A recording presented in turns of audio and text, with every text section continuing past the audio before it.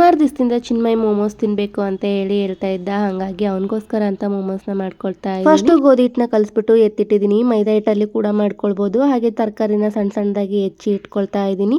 ಈಗ ಕುಟಾಣಿಗೆ ಬೆಳ್ಳುಳ್ಳಿ ಶುಂಠಿನ ಹಾಕೊಂಡು ಚೆನ್ನಾಗಿ ಜಜ್ಜಿ ಇಟ್ಕೊಂಡಿದ್ದೀನಿ. ಈಗ ಒಂದು ಬಾಣಲೆಗೆ ಸ್ವಲ್ಪ ಎಣ್ಣೆನ ಸೇರಿಸ್ಕೊಂಡು ಸಣ್ಣದಾಗಿ ಕಟ್ ಮಾಡಿರೋ ಹಸಿಮೆಣಸಿನಕಾಯಿ ಜಿಂಜರ್ ಗಾರ್ಲಿಕ್ ಪೇಸ್ಟ್ ನ ಹಾಕೊಂಡು ಚೆನ್ನಾಗಿ ಹುರ್ಕೊಂಡು ಕಟ್ ಮಾಡಿರೋ ತರಕಾರಿ ಎಲ್ಲ ಹಾಕಿ ಬೇಯೋದಕ್ಕೆ ಬಿಡಬೇಕು. ಚಟ್ನಿ ಮಾಡ್ಕೊಳ್ಳೋದಕ್ಕೆ ಟೊಮೊಟೊನ ಕುದಿತಿರೋ ನೀರಲ್ಲಿ ಹಾಕಿ ಮೆಣಸಿನಕಾಯಿ ಬೆಳ್ಳುಳ್ಳಿನ ಹಾಕಿ ಕುದಿಯೋದಕ್ಕೆ ಬಿಟ್ಟಿದ್ದೀನಿ. ಈ ಕಡೆ ತರಕಾರಿ ಚೆನ್ನಾಗಿ ಬೆಂದಿತ್ತು. ಇದಕ್ಕೆ ಉಪ್ಪು, ಅರಿಶಿನ ಪುಡಿ, ಪೆಪ್ಪರ್ ಪೌಡರ್, ಕೆಚಪ್, ಸ್ವಲ್ಪ ಕೊತ್ತಂಬರಿನ ಹಾಕೊಂಡು ಮಿಕ್ಸ್ ಮಾಡ್ಕೊಂಡ್ಬಿಟ್ರೆ ಸ್ಟಫಿಂಗ್ ರೆಡಿ ಆಗಿಬಿಡುತ್ತೆ. ಅಷ್ಟರಲ್ಲಿ ಟೊಮೊಟೊ ಎಲ್ಲ ಚೆನ್ನಾಗಿ ಬೆಂದಿತ್ತು. ಅದನ್ನ ಒಂದು ಮಿಕ್ಸಿ ಜಾರಿಗೆ ಹಾಕೊಂಡು ರುಬ್ಕೊಂಡು ಎತ್ತಿಟ್ಕೊಂಡಿದ್ದೀನಿ. ಈಗ ಒಂದು ಪಾತ್ರೆಗೆ ಸ್ವಲ್ಪ ಎಣ್ಣೆನ ಹಾಕೊಂಡು ರುಬ್ಬಿರೋ ಮಿಶ್ರಣ, ಬೆಣ್ಣೆ, ಸ್ವಲ್ಪ ಮೇಣಿನ ರಸನ ಸೇರಿಸ್ಕೊಂಡು ಸ್ವಲ್ಪ ಚೆನ್ನಾಗಿ ಮಿಕ್ಸ್ ಮಾಡ್ಕೊಂಡ್ಬಿಟ್ರೆ ಮೋಮೋಸ್ ಚಟ್ನಿ ರೆಡಿನೇ ಆಗ್ಬಿಡುತ್ತೆ. ಸಣ್ಣ ಸಣ್ಣ ಉಳ್ಳಿನ ತಗೊಂಡು ಈ ತರ ಎಲೆ ತರನು ಉದ್ಕೊಳ್ಬಹುದು ಅಥವಾ ಈ ತರ ಚಪಾತಿ ತರ ಮಾಡ್ಕೊಂಡು ಈ ತರ ಎಲೆ ತರನು ಕಟ್ ಮಾಡ್ಕೊಳ್ಬಹುದು. ಈಗ ಸ್ಟಫಿಂಗ್ ನೆಲ್ಲ ಹಾಕೊಂಡ್ಬಿಟ್ಟು ನಾವು ಮೋದಕ ಮಾಡ್ಕೊಳ್ತೀವಲ್ಲ ಆ ರೀತಿ ಮಾಡ್ಕೊಂಡ್ಬಿಟ್ಟು ಒಂದ್ ಪ್ಲೇಟಿಗೆ ಎಣ್ಣೆನ ಸೋರ್ಬಿಟ್ಟು ಮಾಡಿರೋ ಮೋಮೋಸ್ನೆಲ್ಲ ಜೋಡಿಸ್ಬಿಟ್ಟು ಒಂದ್ 10 ನಿಮಿಷ ಸ್ಟೀಮ್ ಮಾಡ್ಬಿಟ್ರೆ ಮುಗೀತು. ಮೋಮೋಸ್ ರೆಡಿನೇ ಆಗ್ಬಿಡುತ್ತೆ. ಮನೆಯಲ್ಲೇ ತುಂಬಾ ಈಸಿಯಾಗಿ ಆರೋಗ್ಯಕರವಾಗಿ ಮಾಡ್ಕೊಂಡು ತಿನ್ಬಹುದು.